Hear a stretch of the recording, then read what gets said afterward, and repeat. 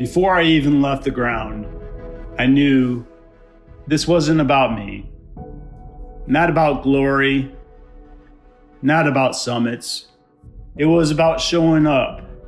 It was about goals and seeing what I was made of. But here's the part I didn't see coming. The real strength I would need for this journey wouldn't come from inside me. It would come from the people beside me. You see, life is full of crossroads, moments that whisper, "What now?" After raising 3 amazing kids, Shannon, Lauren, and Luke, with my wife Shelly, after the back surgery that left me wondering what was next.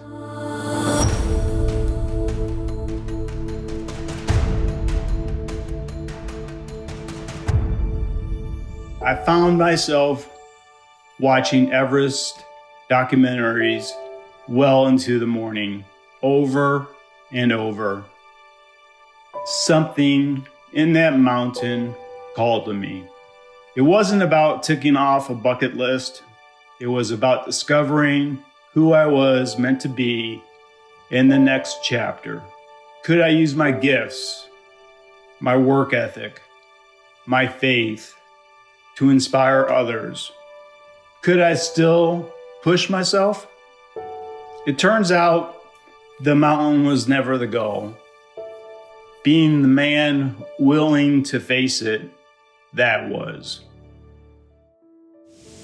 I trained, I researched, I asked questions, I stayed curious, until one day I mentioned the idea to my brother-in-law, Steve. And just like that, the game was on. This was bigger than a climb. This was going to be a journey about courage, about surrender, and about the people who walk beside you when the air gets thin. We landed in Kathmandu, Nepal. And right away, it hit me. This place had its own rhythm.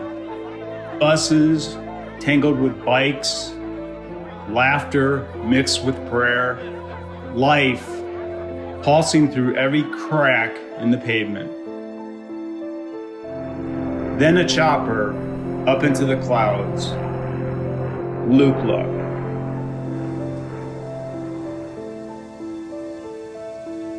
That's not just an airport, it's a line in the sand. The place where the world you know ends. And Mount Everest begins. From there we walked, day after day, step after step, through frost-bitten trails and villages built on stone and stubbornness. The air got thinner, but the purpose got thicker. We weren't alone.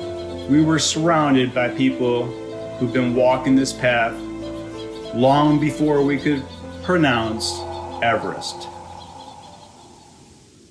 The Sherpas.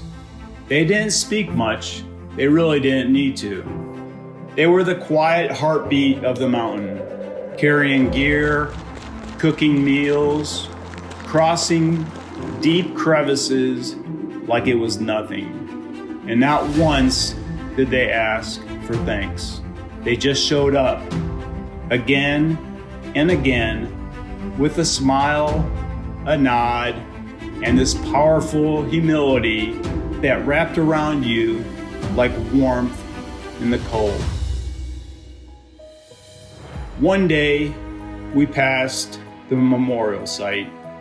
Names carved into stone, young, old, fathers, guides, dreamers, all gone, but all still here. I looked at those stones and thought, they didn't die chasing fame. They died chasing something real. And suddenly, this climb wasn't about a photo at the top. It was about respecting the ones who never made it back. Before we even clipped into the ropes, the Sherpas called us together. No speeches, no fanfare, just fruit, fire, prayers whispered into the wind. They didn't demand respect from Mount Everest. They asked for permission. And for the first time, I understood. This mountain is not a challenge, it's a relationship. And relationships require humility. One morning, Everest reminded us who was the boss. The sound was like thunder splitting the sky, an avalanche on a neighboring face. Most of us froze, but the Sherpas, they didn't flinch. They didn't just know the mountain, they understood it. They listened to it like it was breathing. And I realized strength isn't always loud. Sometimes strength is a stillness that doesn't crack under pressure. Then came the Kumbh icefall.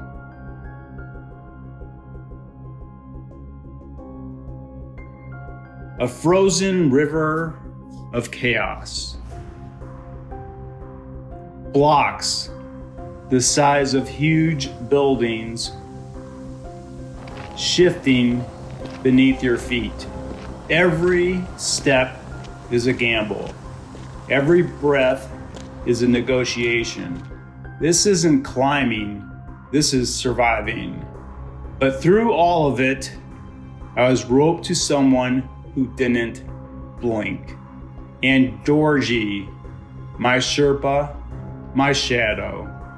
He walked behind me, beside me, ahead of me, whatever I needed. He said very little, but when it was time to move, I moved. Because when someone's put their life into keeping you alive, you listen. But the mountain doesn't just test your body, it messes with your mind. I lost my appetite.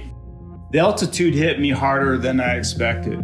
A medication I started taking back when I landed in Kathmandu, it eventually wiped me out. My strength left me like air from a punctured balloon. And the worst part, you start thinking, maybe this was a mistake. Maybe I'm not built for this. But Dorji didn't say any of that. He made me tea. He sat with me, sometimes in total silence. And when I couldn't carry strength, he carried belief in me that I could.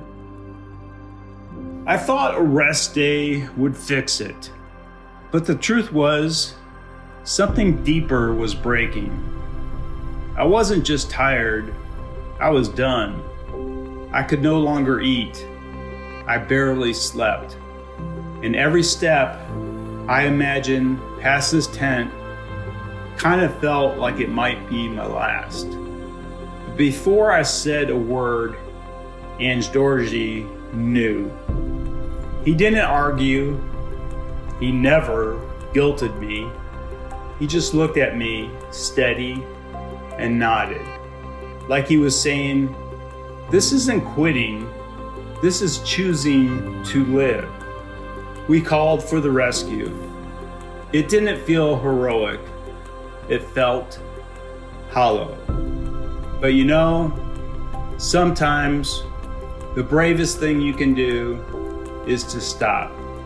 Not because you're weak, but because you know your limits and you respect the life you've been given. Then came one of those moments you never forget. We were walking toward the helicopter, a little off the main trail, in an unstable stretch of snow, and all of a sudden, I felt the ground vanish. No warning. 1 second I was upright, the next I was sinking, chest deep in a hidden crevice, the kind you don't come back from. But Ange was holding my arm, and without flinching, he yanked me up. Another Sherpa appeared out of nowhere, helping to pull me free. No drama, really no panic, just a quiet rescue like they'd done it 100 times before. That's when it hit me. These men don't just carry packs, they carry lives. I didn't reach the summit of Mount Everest, but that mountain gave me something greater: perspective. I left with stories, yes, but also with something I'll never shake: the feeling of being lifted by someone who didn't have to. Here's what I learned: you don't have to wear a harness to be climbing something. We all have our Mount Everest. A fear, maybe a loss, maybe a goal so big it scares us into staying small. But here's the thing: you are never alone. Your Sherpa might be your coach, your teacher, your best friend, or your kid who believes in you more than you believe in yourself. Ask for help, and just as important, be someone else's Ange. Because if more of us showed up with open hands and quiet strength, maybe the world would look a little more like the top of Mount Everest. Still, sacred, yet full of hope. You see, we don't climb to stand above others. We climb to stand beside them. So when your mountain comes, climb with courage. And remember, we all have Sherpas, and also we can all be one.